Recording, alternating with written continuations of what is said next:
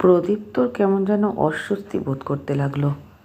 তাড়াতাড়ি পোশাক পরে বেরিয়ে এলো। ঘরে গিয়েও শান্তি পাচ্ছে না। বারবার মনে হচ্ছে কেউ যেন আশেপাশে আছে। দুটো চোখ যেন তো তার ওপর সর্বদা নজর রাখছে। সে এবার বউকে বলল, কুমারিকা, কুমারিকা, হ্যাঁ বলো। কোথায় তুমি? আর কতক্ষণ লাগবে? আমি তো রান্না করছি, বলে এলাম তো তোমায়। এদিকে একবার এসো তো। হ্যাঁ বলো, কি হয়েছে? এখানে বসো, বসো। এখন বসবো কিভাবে?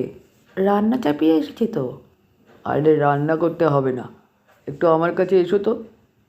কুমারিকা ভাবলো তার স্বামী হয়তো সত্যিই ভালোবেসে তাকে কাছে ডাকছে। তাই সে হেসে বলল, সেটা বললে হবে? আমি রান্না না করলে তো হরি মটর খেয়ে থাকতে হবে। শুধু ভাত আর ডাল হয়েছে, আর কিছু হয়নি। আর কিছু করতে হবে না, ওই খাবো দুজনে মিলে। তুমি এসো তো। সে কি, তুমি এই এক পদ দিয়ে খেতে পারো না তো?